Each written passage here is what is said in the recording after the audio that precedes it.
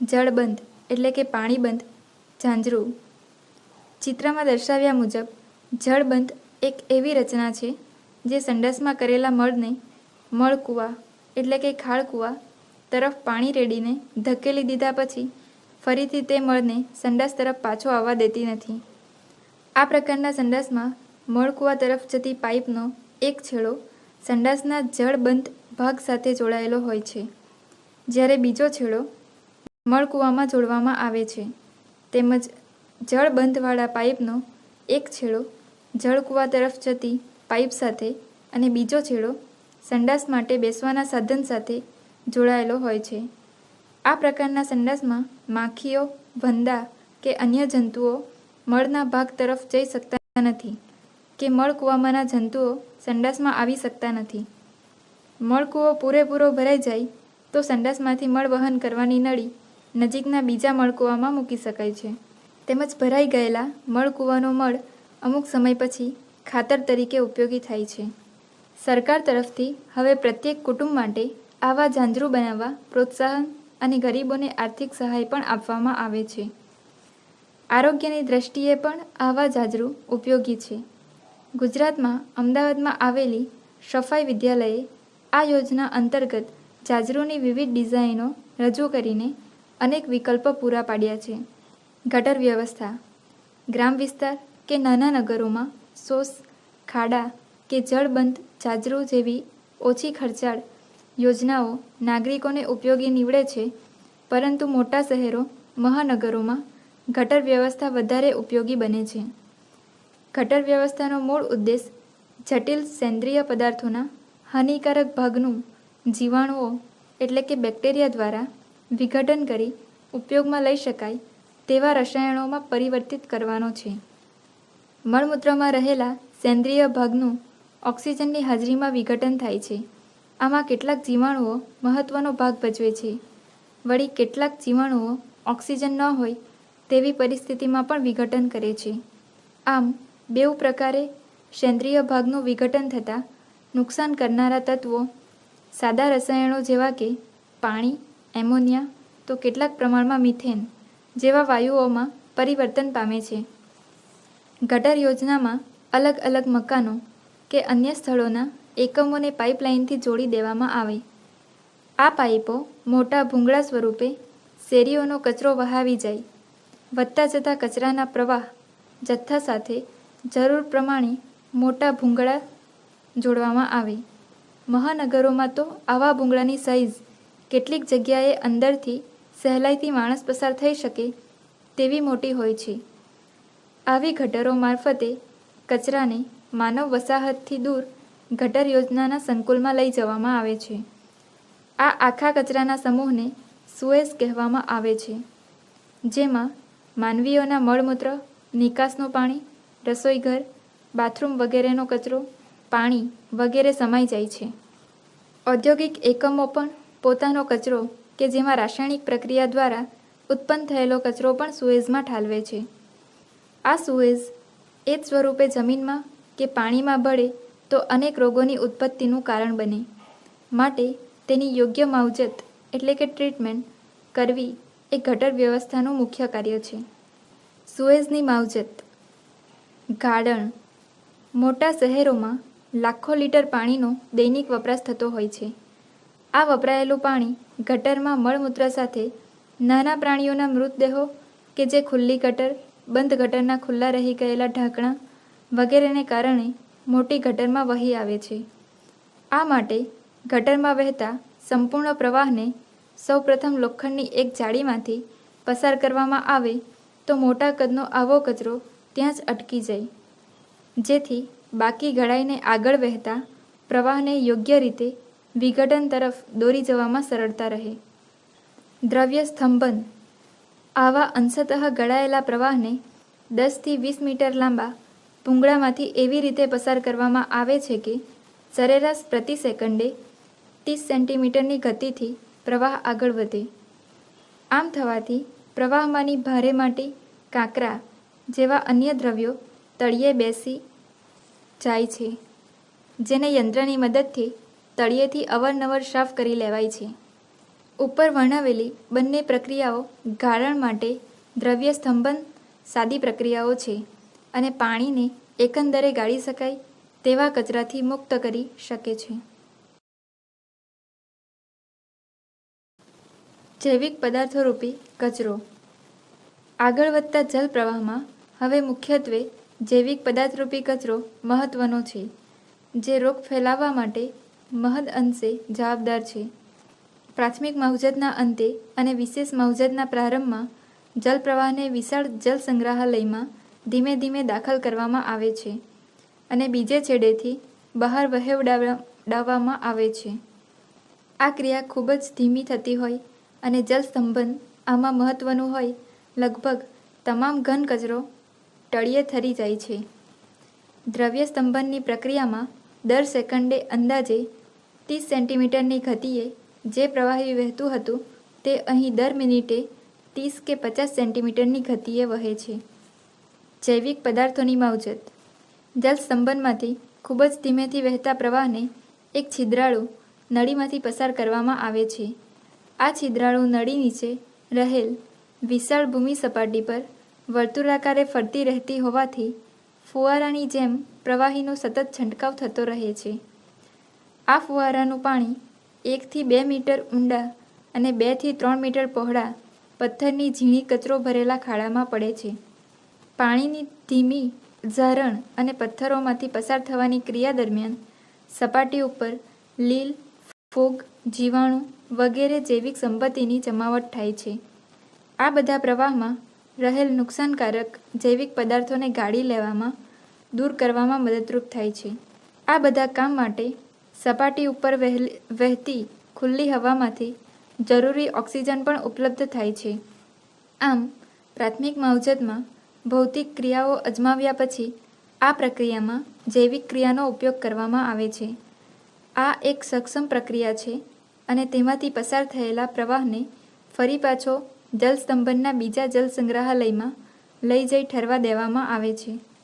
હવે છિદ્રાળુ ફુવારા અને પથ્થરોની કચરાના બનેલા ખાડાની જૈવિક પ્રક્રિયાને બદલે અન્ય બીજી રીત વધુ ઉપયોગમાં લેવામાં આવે છે, જેમાં અગાઉ જણાવી તેટલી વિશાળ જમીનની જરૂર પડતી નથી તેમજ સમય પણ ઓછો જાય છે.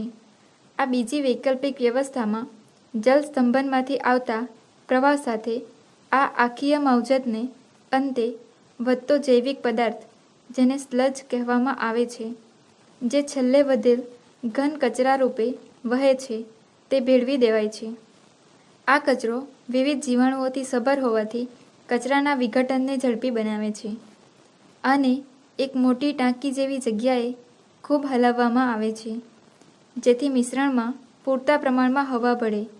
આવતો જલ પ્રવાહ ભેળવાતો જૈવિક પદાર્થ, હવામાંના પ્રાણવાયુનું ભળવું, આ પ્રક્રિયાઓ અગાઉ જોઈ ગયા તે ફુવારાથી પાણીનું છંટાવું, જૈવિક સ્તરનું બનવું અને હવામાંથી ઓક્સિજનનું ભળવું એ જ પ્રક્રિયાઓ છે.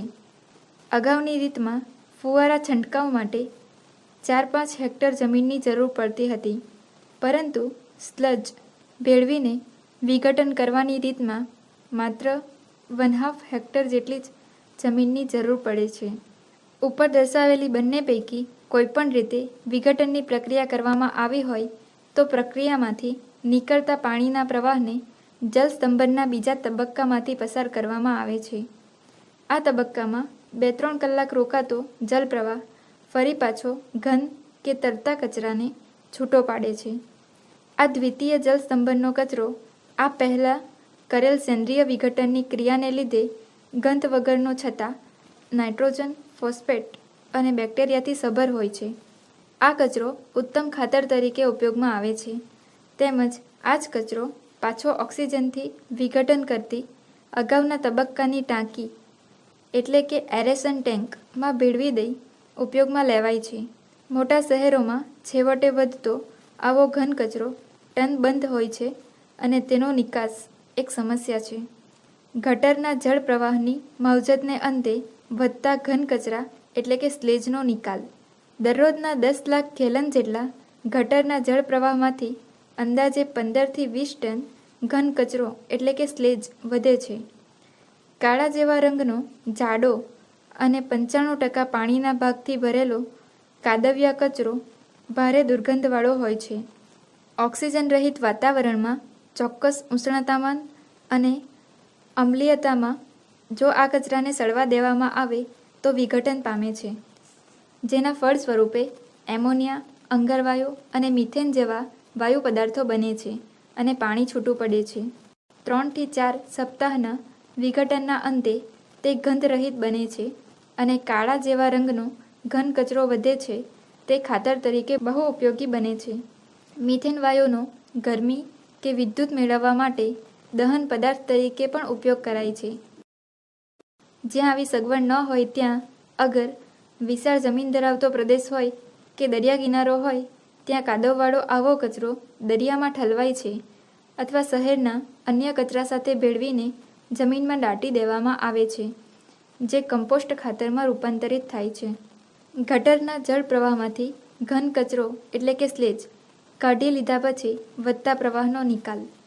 સામાન્ય રીતે આવો પ્રવાહી નદી કે સમુદ્રના જળ પ્રવાહમાં વહાવી દેવામાં આવે છે, જે કાળજી માંગી લે છે, કારણ કે કચરાવાળા પ્રવાહીમાં શરીરને નુકસાન કરનારા જીવાણુઓ હોવાની શક્યતા છે. માટે આવું પ્રવાહી ક્લોરીન જેવા જંતુનાશકથી જંતુરહિત કર્યા પછી જ નદી કે સમુદ્રના જળ પ્રવાહમાં ભેળવાય તેવી કાળજી લેવાવી જોઈએ. વિકલ્પ રૂપે આવું પાણી સિંચાઈના હેતુ માટે વાપરી શકાય. પૂરતી જમીન ઉપલબ્ધ હોય અને પાણીમાં રહેલા જીવાણુઓને ધ્યાનમાં રાખીને એ પ્રકારનો પાક લેવાય કે તે પાકના માનવીને ઉપયોગમાં આવતા ફળ કે પાન આ પાણીના સીધા સંપર્કમાં ન આવે તેવી પાયાની આરોગ્ય રક્ષક બાબતો લક્ષમાં લેવામાં આવે. અન્ય વિકલ્પો: ગટર યોજનાના જળ પ્રવાહને ખાસ માવજત કર્યા વગર જ જો નદી કે સમુદ્રમાં અથવા ખુલ્લી જમીન ઉપર વહેવડાવી દેવામાં આવે તો સમુદ્રમાં વહેવડાવેલો દુર્ગંધ મારતો કચરો ભરતી વેળાએ પાછો કિનારે ઠલવાય. નદીનું પાણી કચરાવાળું ગંદુ થઈ નીચેના તર પ્રદેશોમાં દુર્ગંધ અને રોગચાળો ફેલાવે, તેમજ ખુલ્લી જમીનમાં આવા પાણીથી લેવામાં આવતા શાકભાજી કે અન્ય પાકો જીવાણુઓવાળા પેદા થાય. આવા તમામ ભય સ્થાનોને લક્ષમાં લઈને યોગ્ય વૈકલ્પિક આયોજન વિચારવું જરૂરી છે, જેના થકી ઉપર જણાવેલા ભય સ્થાનોથી મુક્તિ મેળવી શકાય.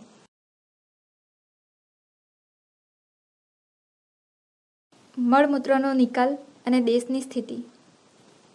ગટર વ્યવસ્થા એટલે કે સુએઝની યોજનામાં વધારે પ્રમાણમાં નાણાકીય ભંડોળની જરૂર પડે છે. ઉપરાંત એકવાર આવી વ્યવસ્થા ગોઠવાયા પછી પણ તેની જાળવણી અને મરામત માટે સતત નાણાંની જરૂર પડે છે. એક આદર્શ વ્યવસ્થા તરીકે ગટર વ્યવસ્થા બધે હોય એ આવકારદાયક છે, છતાં આપણા દેશના ઘણા બધા નગરોમાં આવી વ્યવસ્થા નથી તે હકીકત આપણે સ્વીકારવી રહી. ખાસ કરીને ગ્રામ વિસ્તારોમાં તો લગભગ બધા જ ગામોમાં આ સુવિધાનો અભાવ છે જ.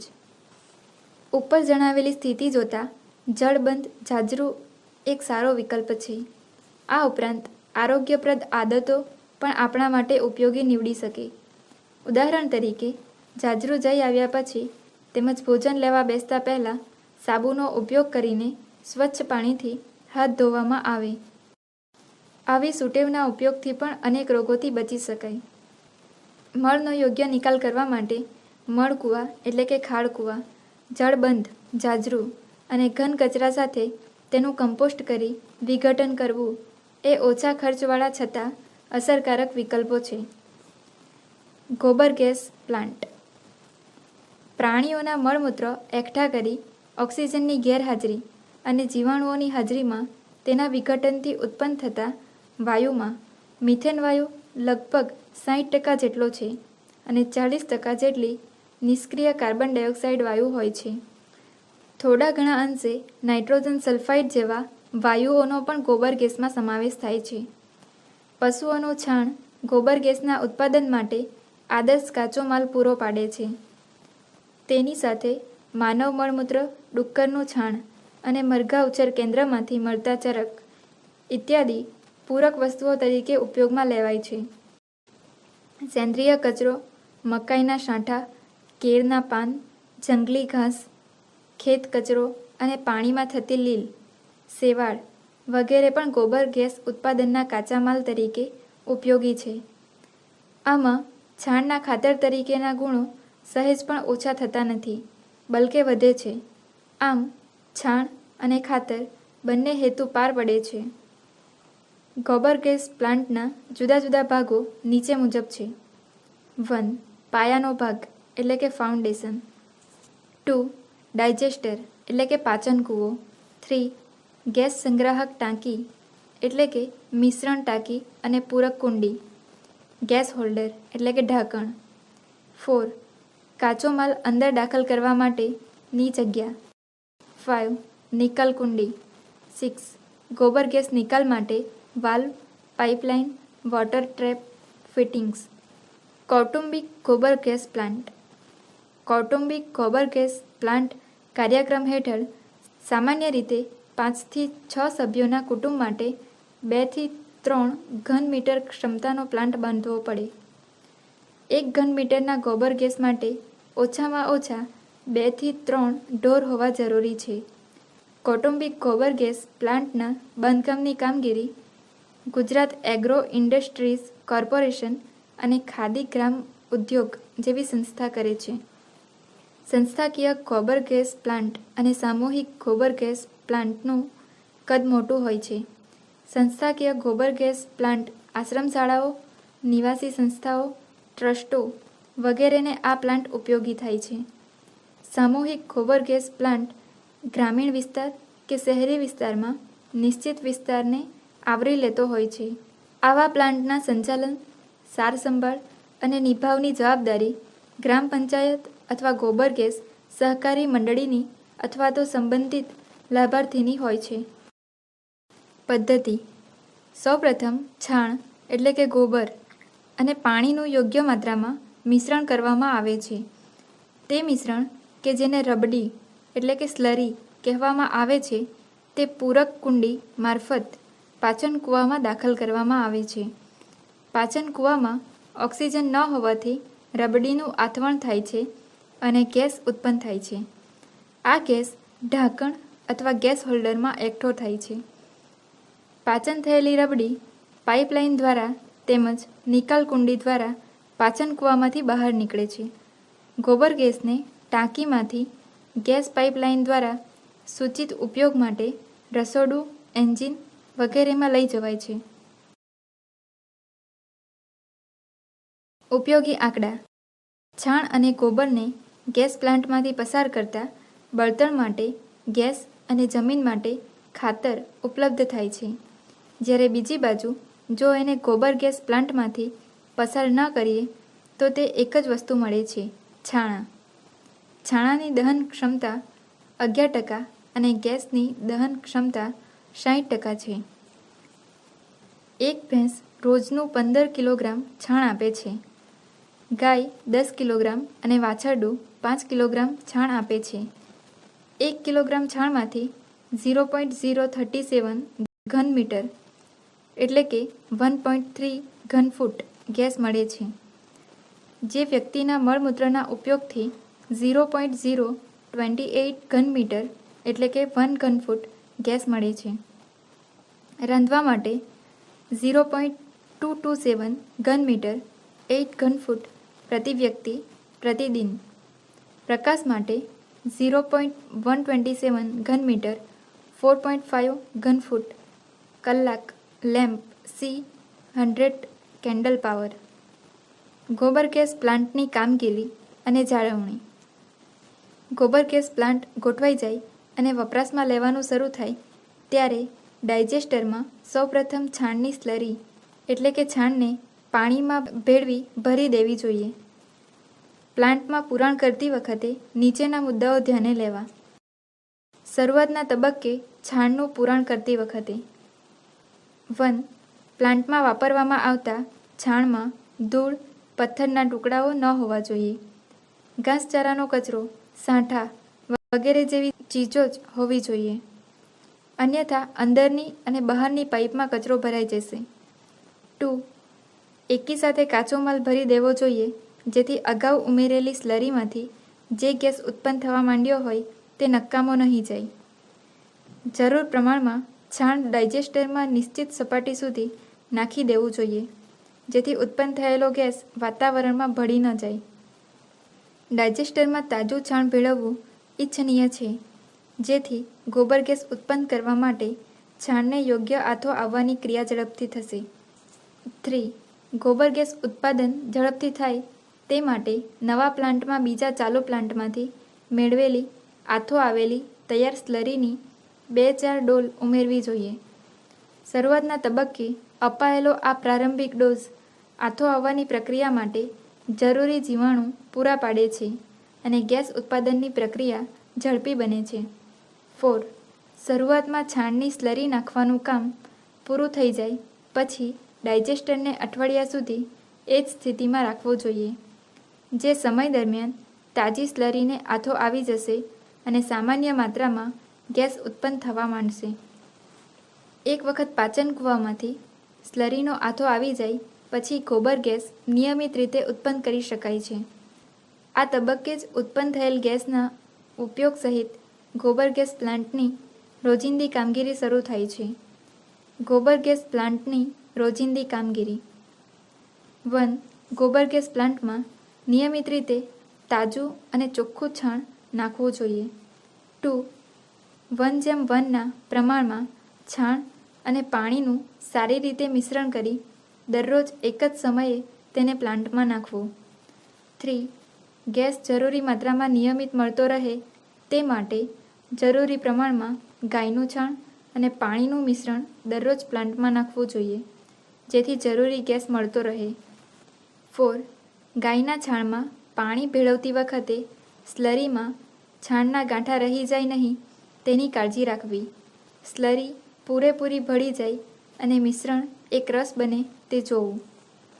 મિશ્રણ ટાંકીમાં સ્લરી તૈયાર કરી 10-15 મિનિટ સ્થિર પડી રહેવા દો, જેથી નક્કામાં સૂક્ષ્મ કણો તળિયે બેસી જશે. ત્યારબાદ સ્લરીને ડાયજેસ્ટરમાં જવા દો અને છેલ્લે મિશ્રણ કરવા માટેની ટાંકી પાણીથી વ્યવસ્થિત સાફ કરવી જોઈએ, જેથી ધૂળ અને નકામા કણો દૂર થઈ જશે. ડાયજેસ્ટરમાં પહેલી વખત સ્લરી નાખતી વખતે તે બંને બાજુથી એક સરખી માત્રામાં જ પડે તેની કાળજી રાખવી જોઈએ.